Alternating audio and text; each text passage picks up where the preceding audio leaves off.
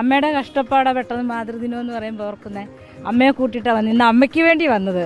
ഈ കാലം മുഴുവൻ എന്നെ സംരക്ഷിച്ചതൊക്കെ എൻ്റെ ഉമ്മയാണ്. അപ്പോൾ അവരാണ് എൻ്റെ ജീവിതത്തിലെ വെളിച്ചം. നമുക്കൊരു ആപത്ത് വന്നാലും അമ്മയെന്നല്ലേ വിളിക്കുന്നത്. അമ്മ എന്ന് പറഞ്ഞാൽ ദൈവതുല്യമാണ്, ഈശ്വര തുല്യമാണ്. അമ്മ എന്ന് പറയുമ്പോൾ എൻ്റെ വാപ്പ പിന്നെ ഞാൻ കോളേജ് പഠിക്കുമ്പോൾ മരിച്ചു വരുന്നു. പിന്നെ എന്നെ വളർത്തിയത് എൻ്റെ ഉമ്മയാണ്. അപ്പോൾ അവരാണ് എൻ്റെ അന്ന് ഉപ്പയും ഉമ്മയും ഒക്കെ അവരായിരുന്നു വളർത്തി. എന്നെ ഗൾഫിലേക്ക് അയച്ചു.